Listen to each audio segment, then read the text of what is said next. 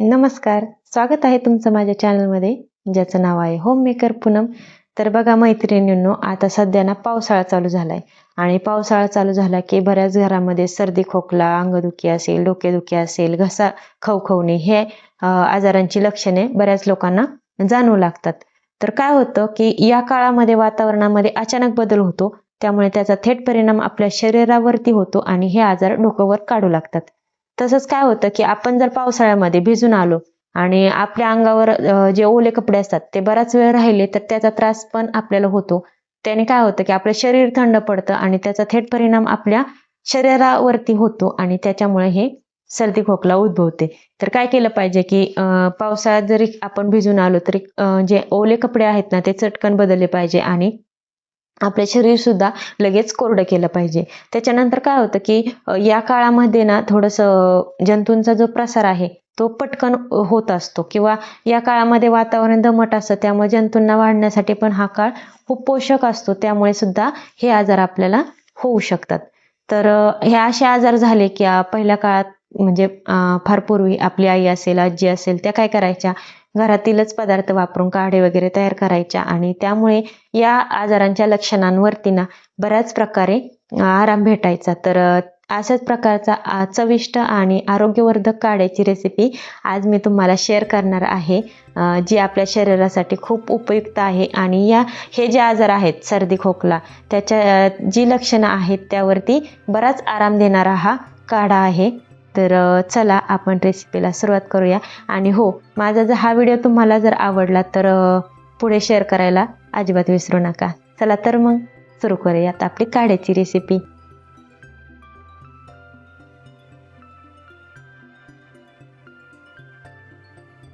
तर हा काढा बनवण्यासाठी आपल्याला इथे 10 ते 15 तुळशीची पाने, त्यानंतर एक छोटा चमचा हळद, 8 ते 10 काळे मिरे, 3 ते 4 लवंगा, 2 छोट्याशा हिरव्या विलायच्या, त्यानंतर एक छोटा तुकडा दालचिनी, त्यानंतर 1 ते 1.5 इंच आलं, थोडासा ओवा घेणार आहे मी इथे आणि चवीसाठी आपल्याला घ्यायचा आहे गूळ. तुम्ही याला ऑप्शन म्हणून मधसुद्धा वापरू शकता, परंतु मध हा गरम काढ्यात न घालता तो काढा थोडासा कोमट झाल्यानंतर घालायचा. त्यानंतर इथे मी एक मोठा प्याला पाणी घेतलेला आहे. आता गॅस चालू करून त्यावरती एक भांडं ठेवून घ्या आणि या भांड्यामध्ये आपण जे पाणी घेतलेलं आहे ते पाणी ओतून घ्यायचे.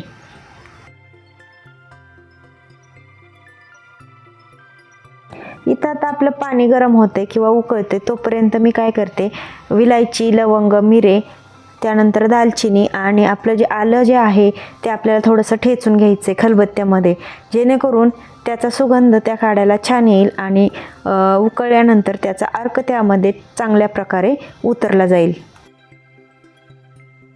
आता हे सर्व साहित्य मी खलबत्त्यामध्ये थोड्याशा प्रमाणात ठेचून घेतलेलं आहे, फार जास्त बारीक सुद्धा करायचं नाही आणि नंतर हे आपल्याला या पाण्यामध्ये टाकायचंय. आता यामध्ये उरलेलं साहित्य म्हणजेच ओवा, त्यानंतर तुळशीचे पाने, हळद आणि गूळ आपल्याला टाकून घ्यायचं आहे. आता हे सगळं साहित्य यामध्ये टाकून झालेलं आहे.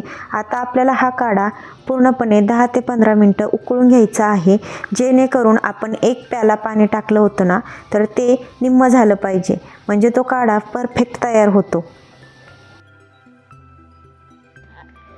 बघा, आपण ह्या काढ्यामध्ये जे काही साहित्य वापरले ना त्याचा प्रत्येकाचा काही ना काही औषधी गुणधर्म आहे आणि आपल्या शरीरासाठी ते खूप उपयुक्त आहे. आपण जे आलं वापरलं आहे त्याचा काय उपयोग होतो, तर घशातील अस्वस्थता कमी करण्यासाठी आलं मदत करतं.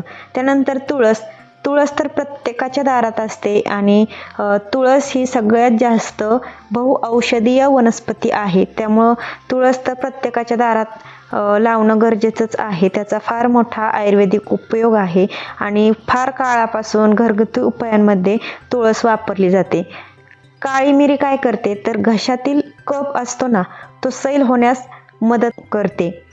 त्यामुळं हे पदार्थ खूप जास्त उपयोगाचे आहेत. लवंग जे असते ते घशाला आराम देते. बघा काही लोक म्हणजे पूर्वी सांगायचे की खोकला आला का लवंग दाताखाली धर, त्याचा रस पी. त्यामुळे काय होतं की घशाला आराम होतो आणि खोकल्यापासूनही आराम भेटतो. त्यामुळे पूर्वीपासून लवंग खोकल्यामध्ये वापरली जाते. आणि दालचिनी आणि विलायची जी आहे ते आपल्या काड्याला छान असा सुगंध आणि चव देते. आणि हळदसुद्धा अँटीऑक्सिडंट म्हणून वापरली जाते. हळदीचा दाह कमी करण्यासाठी खूप जास्त उपयोग केला जातो आणि गुळाने सुद्धा शरीरातील उष्णता कमी होते. तसेच आपल्या काढ्याची सुद्धा चव वाढते. त्यामुळे गुळ सुद्धा यामध्ये वापरला जातो. आता आपलं यातील पाणी निम्म झालेलं आहे, म्हणजे आपला काढा रेडी झालेला आहे. आता हा काढा मी एका काचेच्या ग्लासमध्ये गाळणीतून गाळून घेणार आहे.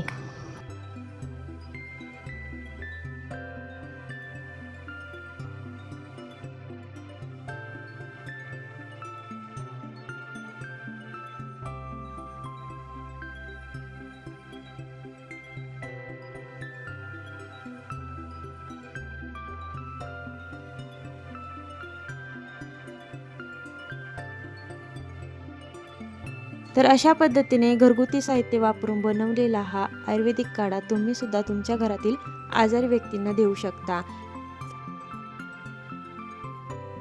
या काढ्यामुळे सर्दी खोकल्यासारख्या लक्षणांवरती खूप सारा फरक पडतो.